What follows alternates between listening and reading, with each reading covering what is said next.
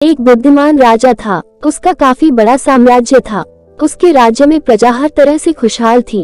राजा को अपने उत्तराधिकारी की तलाश थी। उसके 3 बेटे थे। राजा इस पुरानी परंपरा को नहीं निभाना चाहता था कि सबसे बड़े बेटे को ही गद्दी पर बिठाया जाए। वो सबसे बुद्धिमान और काबिल बेटे को सत्ता सौंपना चाहता था।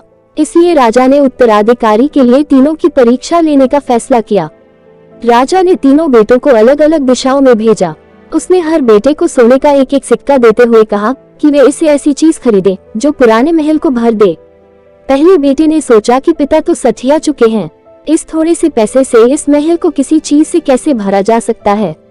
इसलिए वह एक मैखाने में गया, शराब पी और सारा पैसा खर्च डाला। राजा के दूसरे बेटे ने इससे भी आगे सोचा। वह इस नतीजे पर पहुंचा कि शहर में सबसे सस्ता तो कूड़ा कचरा ही है, इसलिए उसने महल को कचरे से भर दिया।